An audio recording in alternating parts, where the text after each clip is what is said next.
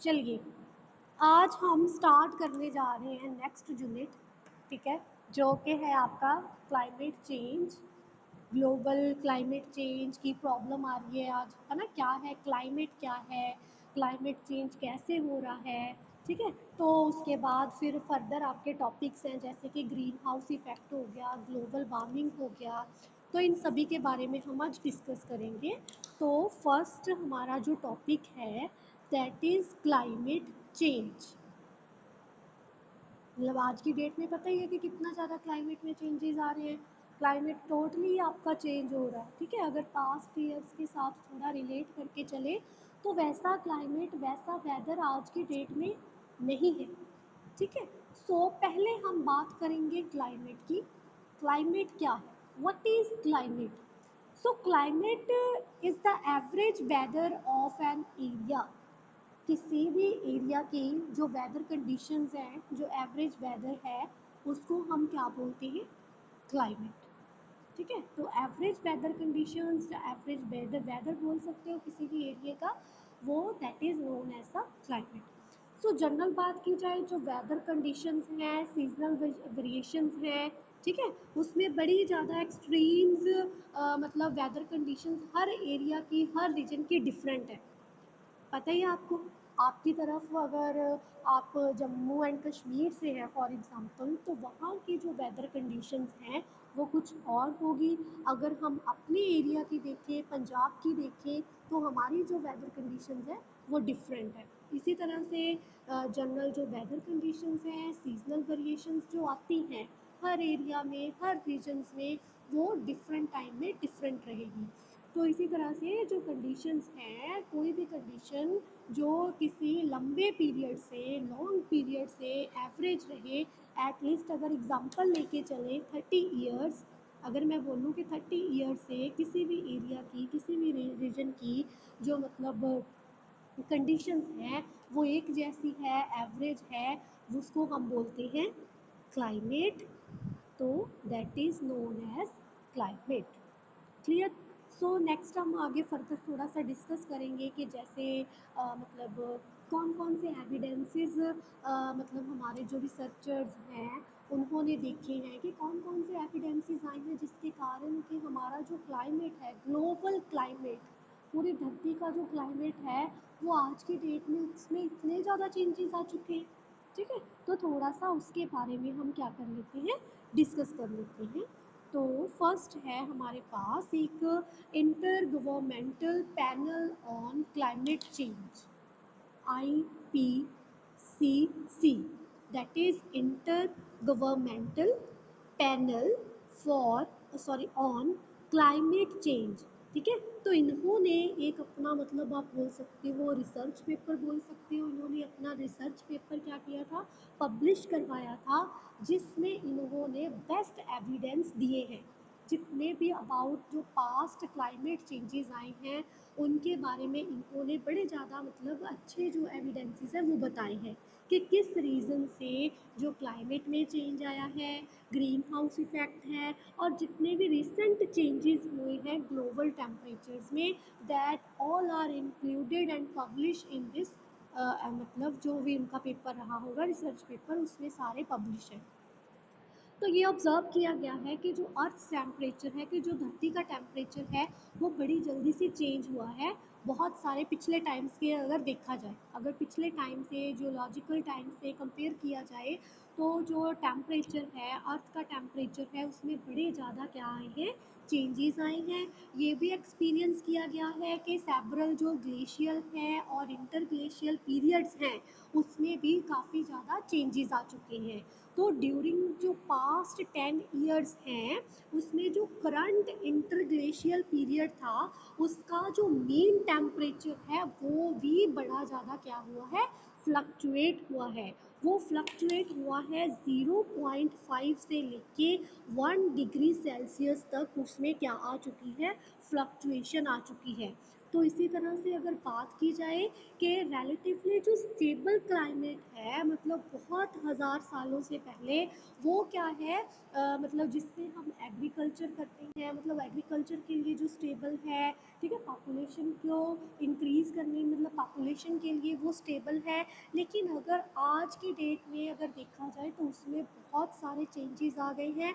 Even जो small change है climatic conditions में, वो एग्रीकल्चर को डिस्टर्ब कर रहा है, ठीक है, एग्रीकल्चर को क्रॉप्स को डिस्टर्ब कर रहा है, एज वेल एज एनिमल्स को और ह्यूमंस को भी क्या कर रहा है, डिस्टर्ब कर रहा है, क्योंकि आपको पता ही है कि स्टेबल चल रहा है क्लाइमेट।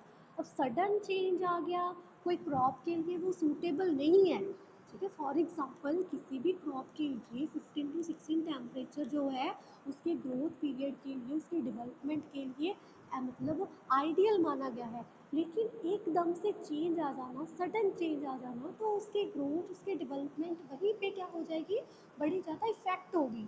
तो इसी तरह से सडन चेंज क्लाइमेट में, वेदर में, वो बड़ी ज़्यादा क्या आती है, चेंजेस आती हैं। तो इसी तरह से इसके साथ क्या होता है कि माइग्रेशन, जो एनिमल्स हैं, जो उनका नेचुरल हैबिटेट होता है, वो क्लाइमेट चेंजेस की वजह से वो अपना जो हैबिटेट है वो छोड़ के दूसरी जगह मतलब जाना स्टार्ट कर देते हैं, माइग्रेट करना स्टार्ट कर देते हैं। तो इतना ज़्यादा जो क्लाइमेट का चेंज है वो हमारी लाइफस्टाइल को भी, ह्यूमन लाइफस्टाइल को भी इफ़ेक्ट कर रहा है। तो अब इसको अपसेट किसने किया है?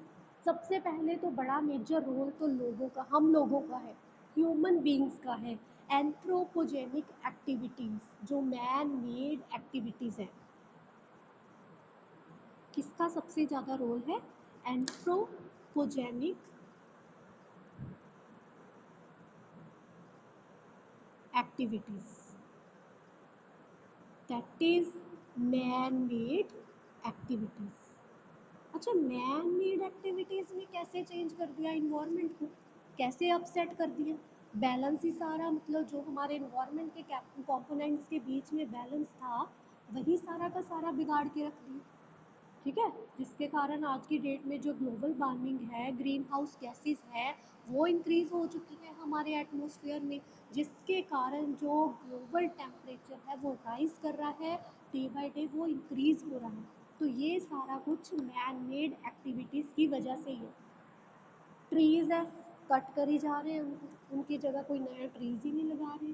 इंडस्ट्रीज़ है, डे बाय डे जो इंडस्ट्रीज़ हैं उनको कितना ज़्यादा उनका जो इंक्रीज़ हो रहा है, ठीक है। तो ये सारी चीज़ों ने ना हमारे क्लाइमेट को टोटली क्या करके रख दिया है, अपसेट करके रख दिया है। तो इसके साथ साथ हमारा जो हाइड्रोलॉजिकल साइकिल्स है, हाइड्रोलॉजिकल बैलेंस है, ठीक है, वाटर साइकिल है, उसमें बड़े ज़्यादा चेंजेस आए हैं, वो टोटली अपसेट हो चुका है, जिसके कारण फ्लड्स आ रहे हैं, ठीक है। फ्लड्स आ रहे हैं, कहीं पे ज़्यादा फ्लड्स आ रहे हैं, साइक्लोन्स आ रहे हैं, ड्राउट्स की कंडीशन, किसी एरिया में ड्राउट्स है तो ड्राउट्स की कंडीशन इतनी ज़्यादा बढ़ रही है, डिफरेंट डिफरेंट रीजन्स में, मतलब डिफरेंट डिफरेंट आप बोल सकते हो कि जो इफ़ेक्ट्स हैं वो देखने को मिल रहे हैं क्लाइमेट चेंज के।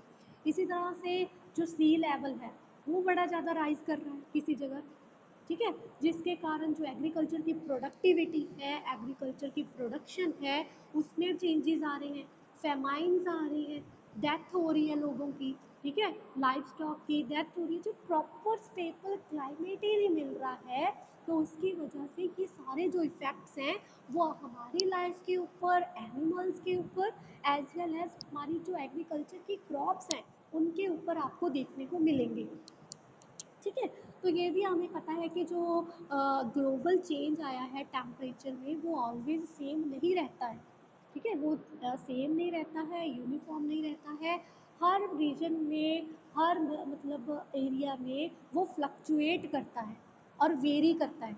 और हम अपने क्लाइमेट को, आपके तरफ का जो क्लाइमेट है, जब वेदर कंडीशंस हैं, उसके साथ रिलेट नहीं कर सकते हैं, क्योंकि हर एरिया का जो टेम्परेचर है उसमें वो चेंज आता है, चाहे थोड़ा बहुत आए, चेंजेस आते हैं। और वो चेंजेस ऑलवेज स्टेबल नहीं रहते हैं, यूनिफॉर्म नहीं रहते हैं, डिफरेंट डिफरेंट रीजन्स पे डिफरेंट डिफरेंट टाइम्स में फ्लक्चुएशंस आती रहती हैं, ठीक है। तो इसी तरह से कुछ मतलब अगर बात की जाए जो प्लेसेस हायर एल्टीट्यूड्स में है वो जल्दी से वार्म अप होंगे, ड्यूरिंग द लेट ऑटम में वो जल्द मतलब वार्म अप होना स्टार्ट करेंगे और विंटर वहाँ पे जल्दी आएगा एज़ कम्पेयर टू द जो प्लेसेस ट्रॉपिक्स में होंगे।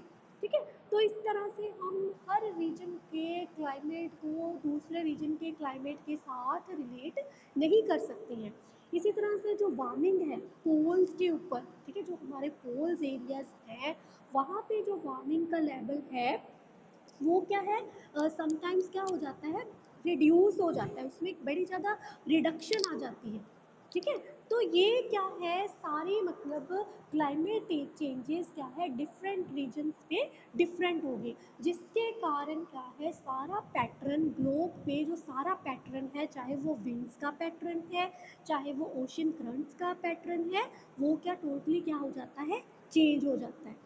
ठीक है, चेंज होने के साथ क्या होगा कि जो मतलब टेम्परेचर है उसमें जो इंक्रीज़ है डिक्रीज़ है, टेम्परेचर का बढ़ना टेम्परेचर का कम होना, ये सारे रिजल्ट्स होंगे। तो कहीं जगह पे क्या होता है कि डिस्ट्रीब्यूटेड जो रेनफॉल है वो अच्छी से मतलब हो जाती है, किसी एरिया में ज़्यादा होगी किसी एरिया में होगी ही नहीं। ठीक है, जिसके कारण के मतलब कई बार क्या होता है कि हायर टेम्परेचर की वजह से जो बहुत ही ज़्यादा इवेपो ट्रांसपीरेशन होती है, जिसके कारण जो हमारी क्रॉप है या क्रॉप के फील्ड्स हैं वो वाटर डिफिक्ट हो जाते हैं, मतलब जो उनको प्रॉपर मॉइस्चर चाहिए, प्रॉपर मतलब उनको वाटर की क्वांटिटी चाहिए वो उनको कई बार नहीं मिल पाती है due to the higher temperature. ठीक है, क्योंकि वो सारा पानी क्या है वेपो ट्रांसपीरेशन से क्या हो गया, मतलब चला गया, तो वो क्या है हमारी क्रॉप को हमारी जो सॉयल है उसको नहीं मिल पाएगा। क्लियर, सो यही थे कि क्या मेजर मतलब क्लाइमेट क्या है, कैसे कैसे जो क्लाइमेट चेंज है वो आता है और मेजर रीजंस क्या है क्लाइमेट के चेंज के। सो नेक्स्ट है हमारा green house effect. What is green house effect? सबसे पहले हम ग्रीन हाउस इफेक्ट की बात करेंगे कि क्या है greenhouse effect. We all know जो ट्रोपोस्फियर है that is the lowermost layer of the atmosphere. मैं लिख देती हूँ,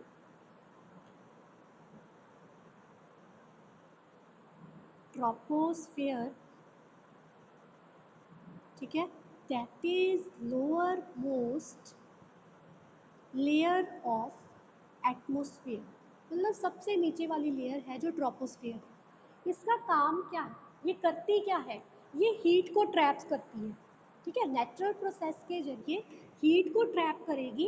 कैसे ट्रैप करेगी, क्योंकि due to the presence of the certain gases, क्योंकि इस लेयर में बहुत सारी जो सर्टन गैसेस है उसकी अवेलेबिलिटी के कारण ये क्या कर लेगी, जितनी जो हीट होगी उसको ये क्या कहती है नेचुरल प्रोसेस से ट्रैप करने का। ठीक है, ट्रैप करने का काम करेगी, बट किसकी प्रेजेंस में, due to the presence of certain gases. तो इस को हम इस इफेक्ट को बोलते हैं हम ग्रीन हाउस इफेक्ट।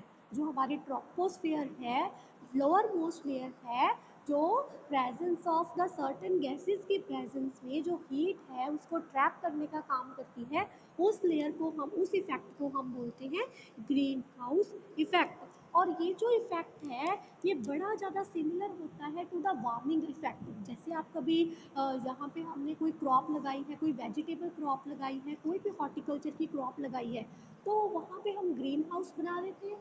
तो वहाँ पे अगर आप जाके देखो ग्रीन हाउस में, पॉली हाउस में, तो वहाँ का टेम्परेचर कितना ज़्यादा राइज होता है, बहुत ही ज़्यादा टेम्परेचर है। तो आपको मतलब सिम बिल्कुल वैसी फील होगी, मतलब इतना ज़्यादा टेम्परेचर होगा। तो जितनी भी जो अमाउंट ऑफ हीट है वो ट्रैप होती है एटमॉस्फेयर में, वो डिपेंड करती है कंसंट्रेशंस में। ठीक है, कितनी ज़्यादा हीट ट्रैप की है उसकी कंसंट्रेशन पे डिपेंड करेगी, और ग्रीन हाउस गैसेस की लेंथ। ठीक है, ग्रीन हाउस गैसेस के ऊपर डिपेंड करेगी, और उसके बाद क्या है कंसंट्रेशन के ऊपर डिपेंड करेगी, as well as length of the time. ठीक है, टाइम की लेंथ के ऊपर, और कितना टाइम तक वो एटमॉस्फेयर में स्टे करती हैं। ये सारी चीज़ों के ऊपर क्या है, वो जो हीट है वो ट्रैप होती है एटमॉस्फेयर में, वो सारी क्या है इन कंसंट्रेशंस के ऊपर डिपेंड करेगी। हीट ट्रैपिंग की कंसंट्रेशंस के ऊपर डिपेंड करेगी, ग्रीन हाउस गैसेस के ऊपर डिपेंड करेगी, एज वेल एज कि कितनी लेंथ है, कितनी टाइम की लेंथ है, कितने टाइम तक वो स्टे करती है एटमॉस्फेयर में, उसमें सारी क्या है ये कंसंट्रेशन से सारी क्या है डिपेंड होगी। तो आपको पता है कि मेजर ग्रीन हाउस गैसेस कौन कौन सी है? What are the major greenhouse gases?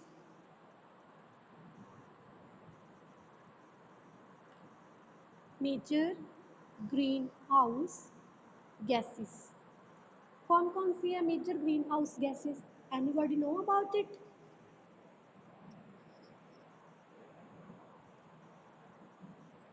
सो जो मेजर हमारी ग्रीन हाउस की गैसेस हैं, first is carbon dioxide, note कर लो please, carbon dioxide, ozone, methane, nitrous oxide, as well as chlorofluorocarbon जिसको हम CFC भी बोलते हैं, ठीक है, काफ़ी बार डिस्कस किया है हमने, chlorofluorocarbon and water vapours. These are the major greenhouse gases. कौन कौन सी? Carbon dioxide, ozone, methane, nitrous oxides, उसके बाद है आपकी क्लोरोफ्लोरोकार्बन जिसको हम शॉर्ट फॉर्म में CFC भी बोलते हैं, एंड वाटर वेपर्स, ठीक है। तो एवरेज जो ग्लोबल टेम्परेचर है दैट इज 15 डिग्री सेल्सियस, लेकिन अगर ग्रीन हाउस गैसेस की एब्सेंस हो, अगर ग्रीन हाउस जो गैसेस है वो ना अवेलेबल हो, तो उसके कारण जो हमारा टेम्परेचर है वो -18 डिग्री सेल्सियस तक पहुंच जाएगा, जिसमें कि हमारा जो सर्वाइवल है, हर प्लैनेट में रहने वाले जो स्पीशीज़ हैं उनका जो सर्वाइवल है वो बहुत ही ज़्यादा क्या हो जाएगा, मतलब कम हो जाएगा, ठीक है, बड़ा ज़्यादा इफेक्ट होगा हमारा जो सर्वाइवल होगा। इसीलिए जो ग्रीन हाउस इफेक्ट है वो क्या करता है, कंट्रीब्यूट करता है टेम्परेचर को राइज करने में, और जो हीट ट्रैप होती है, ग्रीन जो हीट ट्रैप की जाती है by the green house gases in the atmosphere, ये हमारे प्लैनेट को वार्म बना के रखती है, ताकि अलाउ करती है कि जितनी भी अदर स्पीशीज़ हैं, जितने लोग हैं हमारे प्लैनेट में रहने वाले, वो यहाँ एग्जिस्ट कर पाए, वो यहाँ पे रह पाए, क्लियर। तो और जो common predominate greenhouse gases जिनके बारे में मैंने आपको बताया, एक water vapours as well as दूसरा क्या है, कार्बन डाइऑक्साइड। जो वाटर वेपर्स हैं इनको कौन कंट्रोल करता है, जो हाइड्रोलॉजिकल साइकिल है, जो वाटर साइकिल जो चल रहा है हमारे एटमॉस्फेयर में, तो वाटर वेपर्स को हाइड्रोलॉजिकल साइकिल कंट्रोल कर रहा है, और कार्बन डाइऑक्साइड जिसको कौन कंट्रोल कर रहा है, mostly by the carbon sorry global carbon cycle. जो हमारा कार्बन साइकिल है, मैंने आपके साथ डिस्कस किया था कार्बन साइकिल, आई थिंक जो हमारे पिछले यूनिट्स हो गए हैं, पिछले चैप्टर्स हो गए हैं, उसमें हमने कार्बन साइकिल के बारे में भी डिस्कस किया था। तो जो हमारी कार्बन डाइऑक्साइड है, इसको मोस्टली जो कार्बन साइकिल है वो इसको क्या कर रहा है, कंट्रोल कर रहा है। तो इसी तरह से जो लेवल्स हैं वाटर वेपर्स के ट्रोपोस्फेयर में, वो ऑलवेज क्या रहते हैं, कांस्टेंट रहते हैं, लेकिन जो कार्बन डाइऑक्साइड के लेवल्स हैं वो क्या है, कांस्टेंट नहीं रहते हैं, वो डे बाय डे क्या हो जाते हैं, इंक्रीज हो रहे हैं। अदर गैसेज जैसे कि जिनका लेवल भी इंक्रीज हुआ है, ठीक है, जैसे कि मैंने मीथेन के बारे में बात की थी, नाइट्रस ऑक्साइड के बारे में बात की थी, क्लोरोफ्लोरोकार्बन के बारे में बात की थी, जिनके लेवल भी क्या हो रहे हैं, डे बाय डे इंक्रीज हो रहे हैं। ये कैसे इंक्रीज हो रही हैं, due to the man made activities. अब कौन सी मैन मेड एक्टिविटीज़ है, डिफॉरेस्टेशन हो रही है, ठीक है, डिफॉरेस्टेशन की वजह से क्या हो रही है, जो कार्बन डाइऑक्साइड के लेवल्स हैं वो इंक्रीज हो रहे हैं, ठीक है। पहले क्या है कि जो प्लांट्स हैं वो फोटोसिंथेसिस की प्रोसेस में कार्बन डाइऑक्साइड को क्या कर लेते हैं, यूज़ कर लेते हैं। अब जब प्लांट्स ही नहीं रहेंगे, ट्रीज ही नहीं रहेंगे, तो उस कार्बन डाइऑक्साइड को, एक्स्ट्रा कार्बन डाइऑक्साइड को कौन कंज्यूम करेगा, ठीक है। जिस वजह से क्या है कि कार्बन डाइऑक्साइड का रिमूवल नहीं हो रहा है। तो वो कैसे होता था, through the photosynthesis process by the plants. इसी तरह से जो वार्मिंग हो रही है या कूलिंग हो रही है, मोर देन 2 डिग्री सेल्सियस देखा गया है कि पिछले सालों में से वो भी हमारे इकोसिस्टम, अर्थ के इकोसिस्टम के लिए, इंक्लूडिंग ह्यूमंस के लिए भी वो बहुत ज़्यादा डिज़ास्टर्स है, बहुत ज़्यादा मतलब हमारे ऊपर वो इफ़ेक्ट कर रही है।